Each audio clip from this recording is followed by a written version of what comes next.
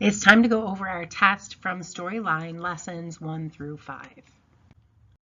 Okay, you should have this handout. Fill out the heading at the top. All right, what we have here is a potential energy diagram. Okay, and we need to answer some information about the diagram. What you need to remember is that in a reaction, reactants are what you start with, and those are found on the left side of the arrow. And then products are what you end with, okay?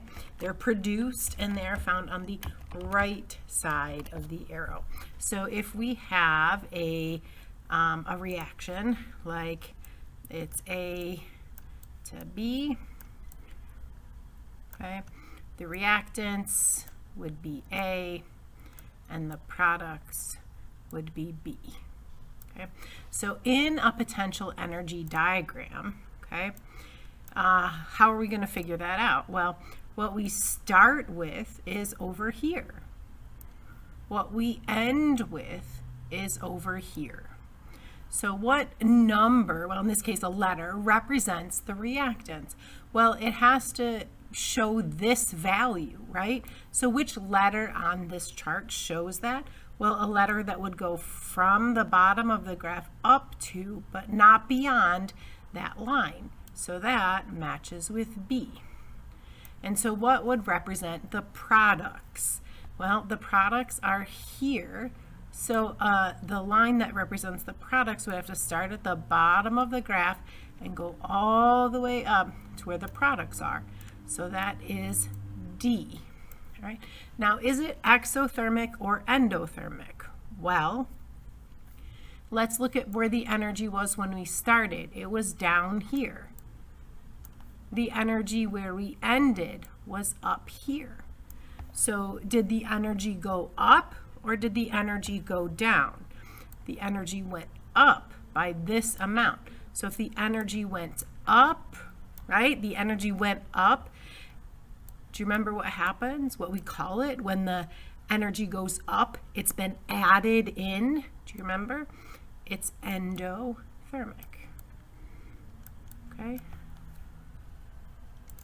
Now I'm going to introduce this reference table right here, table I. And I want you to see this. This is the change in energy. And you see how there's some values that are negative and some that are positive. And then down here, it says that change in energy value, okay? And the minus sign indicates exothermic. So if you literally forget it, it's on the reference table. So if you're asked a question about, hey, is this reaction exothermic or endothermic? You're not expected to memorize it. Just go to this table and look at the value, okay? Here we have another potential energy diagram.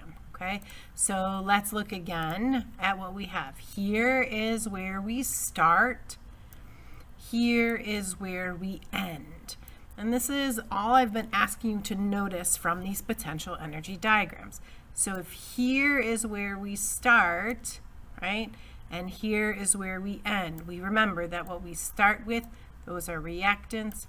What we end with, those are products. So what letter represents this amount of energy? Well, it's got to start from the bottom and go all the way up there. So that would be letter A. What about for the products? For the products, it would have to start at the bottom and go all the way up to where the products were. So that would be E. Now, again, exothermic or endothermic. I'm going to remind you again about table I. And these values here, negative, either, or positive, indicate what? Well, minus is exothermic. All right, so let's go back to ours, because we're not given an actual reaction. We just have to use this table.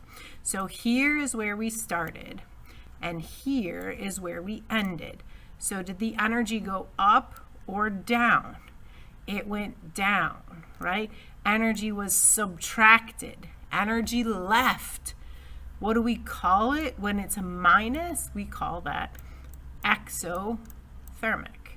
Okay, and there's other information that we can tell from these diagrams, but that's all you've been expected to know for now. All right, we're going to do this set of questions next.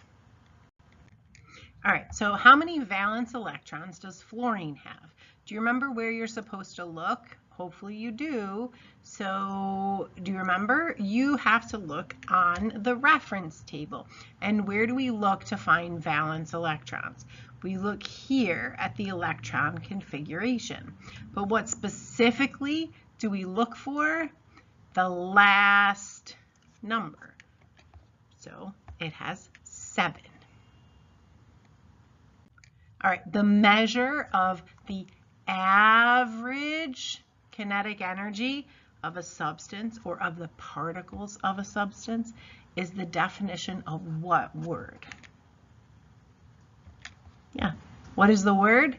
Temperature. Temperature, temperature, temperature.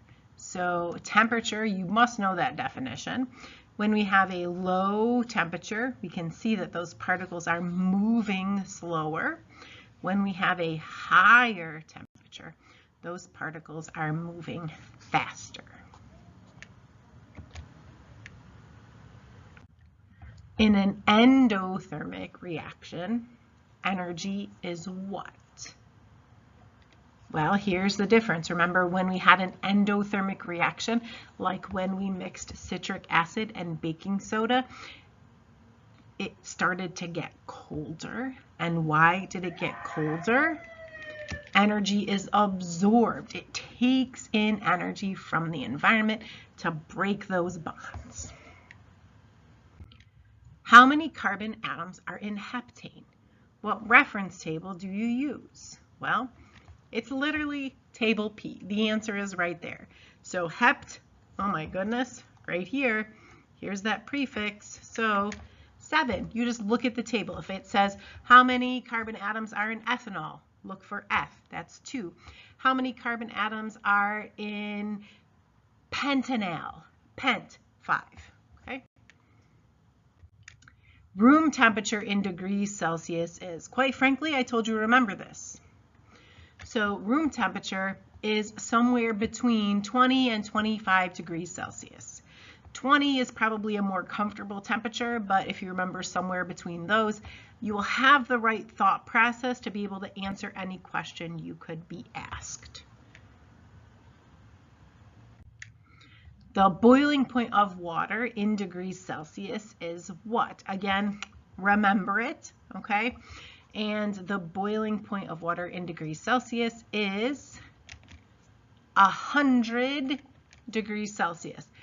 This is also the condensation point because at 100 degrees Celsius, if the water is a liquid, it can evaporate, boiling. If it is a gas, it can condense back to a liquid, condensation. So at 100, water can exist in both states. So at 100 degrees Celsius, it is a boiling point and condensation point. Remember that. What is the melting point of water in degrees Celsius? Well, again, got to pull that from your little noggin. It is 0 degrees Celsius. Now, if you are asked the freezing point, guess what? Same temperature, because at 0, ice melts. But at 0, liquid water freezes. So melting point and freezing point are both 0. So the key temperatures to remember for water, 0 degrees melting or freezing, 100 degrees boiling or condensing, and then around 20 to 25 room temperature, all in Celsius, right? We don't use the F word.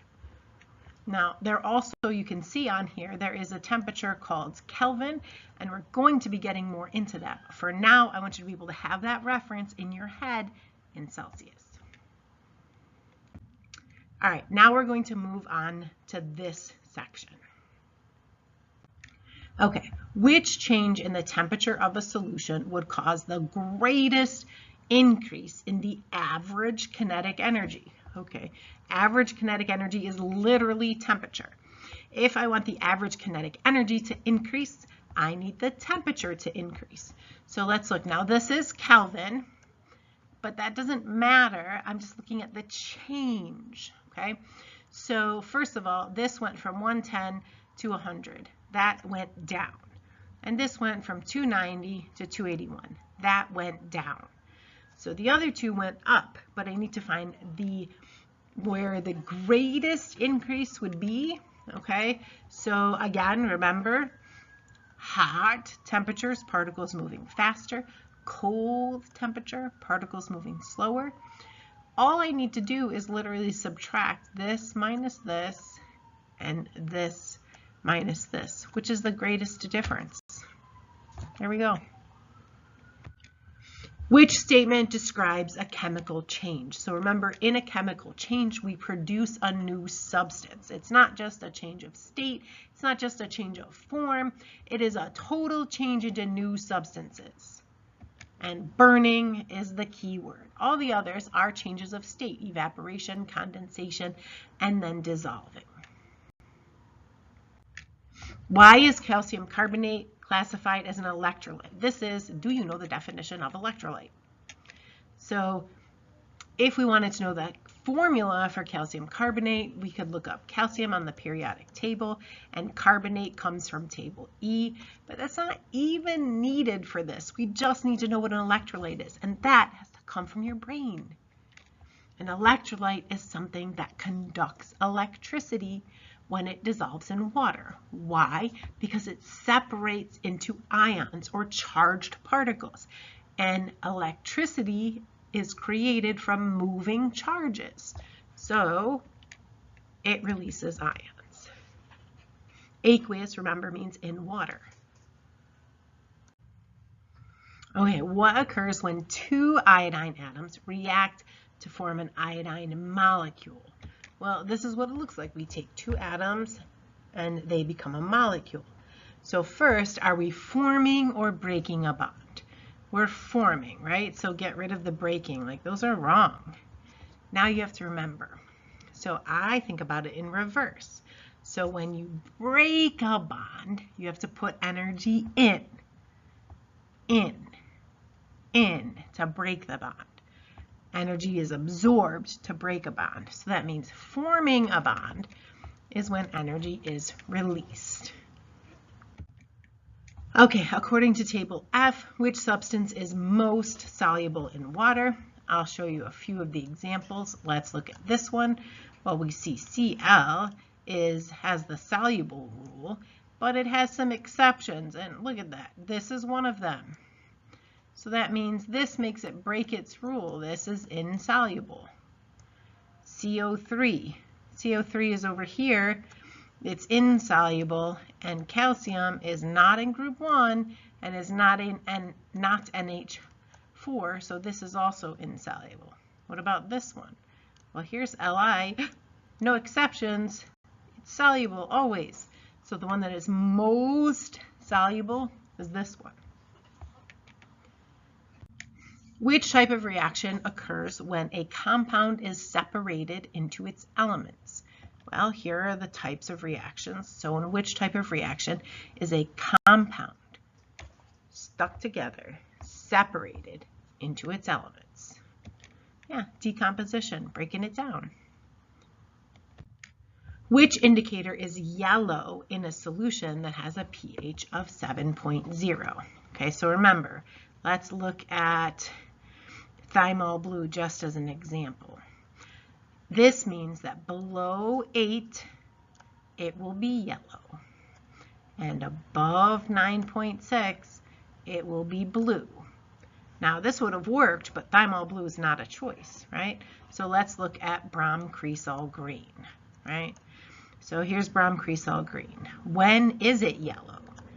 When the pH is less than 3.8. So no thank you. Let's try methyl orange. Methyl orange is possible for it to be yellow. When is it yellow? When it's greater than 4.4. Well, that looks like the answer. Let's just double check. Phenolphthalein is never even yellow. Litmus, never even yellow. There we go. The combustion of octane is best described as an, well, remember, think about combustion. Combustion is burning. Burning is, yes, exothermic. And is it a physical change or a chemical change? Do we make new substances? Right? It's an exothermic chemical change. Which forms an ion with a radius smaller than the atomic radius? Okay. Here, looking at the periodic table, this is one I like to say is the Sesame Street question. One of these things is not like the others. All right, so here is chlorine. Here is oxygen. Here is sulfur. And here is radium. Also, why? The ion will be smaller when it loses electrons. That means it ends up with a positive charge. So it would have to be a metal, so radium. Which is not a form of energy? Well, here's a chart showing a whole bunch of types of energy. But if you remember the definition, temperature is a measure of average kinetic energy. Temperature itself is not energy. All right, time for the LOL diagrams. Okay, here's the first one. During lab, a student dissolves a salt in room temperature distilled water. Before mixing, the solution has a measured temperature of 24 degrees Celsius. So remember, average kinetic energy is temperature.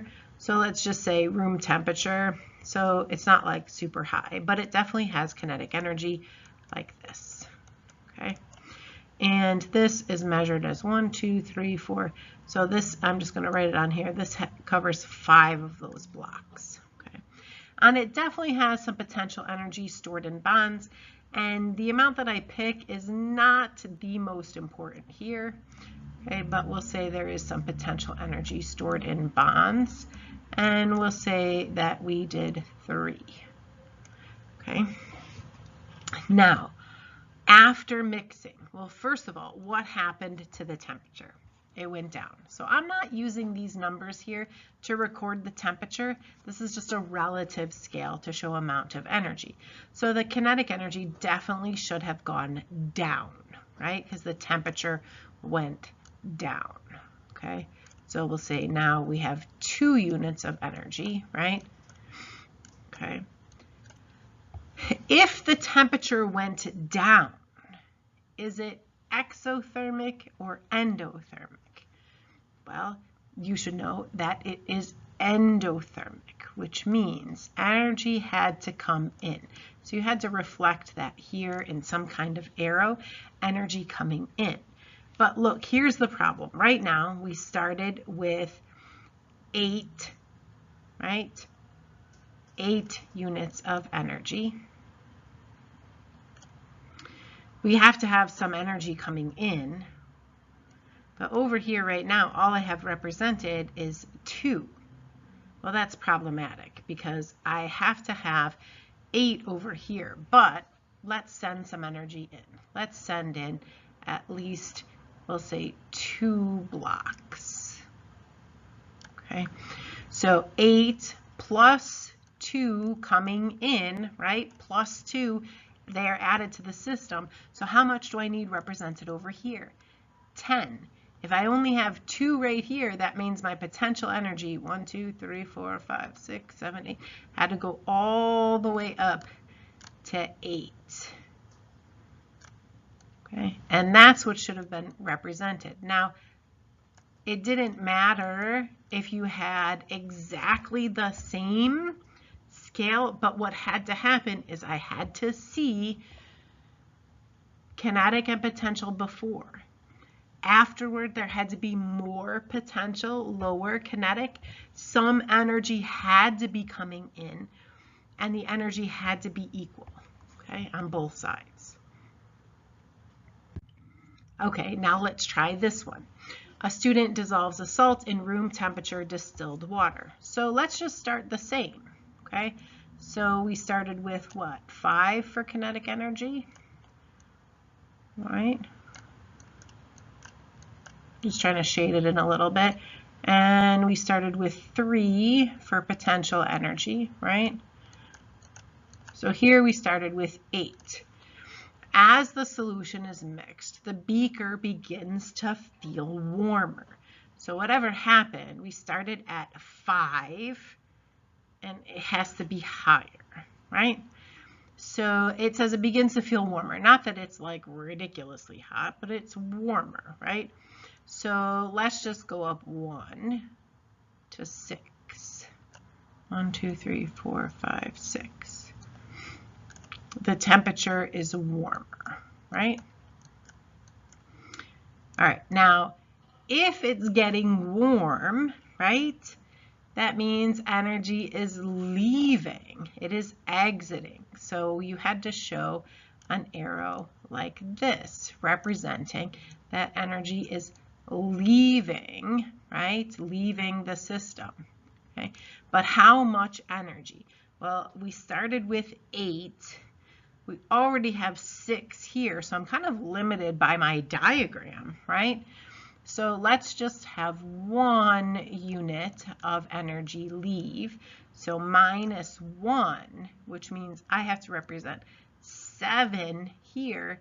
And if 6 was already in kinetic, then 1 in potential. Now, obviously, since I'm just picking relative numbers, I could have added more potential energy if I needed to, or I could have made the kinetic energy lower to start because it's just relative numbers, but it had to equal out. So I had to start with some had to leave, and then what was left should have been represented split between kinetic and potential, but the temperature had to go up, so kinetic had to go up. And this is where a lot of people made errors. All right, so now onto the final analysis section. All right, so you're going to get your test back from me. You're going to write what grade you earned. You're going to write if that's the grade that you expected to get, and why or why not. Why did you expect that grade, or why did you not? On a separate sheet of paper, you're going to write your name and the test version. Do not write test Z. Nobody had a Z, A, B, C, D, or E. Then you're going to write out all the questions you got wrong, one at a time. Okay, so I'm going to show you an example. And I'm numbering it like it's numbered on the test. Notice I didn't put this a 1 because it wasn't 1 on the test, for example. Okay, so I wrote out the words of the question. I wrote out the correct answer. Okay. Again, use the same numbers from the test. So write out the question with the right answer. If it's a diagram, you got to draw it. Then, for each question, write a sentence to explain how you will remember to answer this question correctly next time. So, I didn't remember that freezing point and melting point were the same temperature. If I did, I might have gotten it right. So, how will you remember to get it right the next time? Because that is what is important. You got it wrong once, that's not the big deal. Learn and get it right the next time. And then, what will you do to improve your grade on the next test or quiz? So what will you do to improve?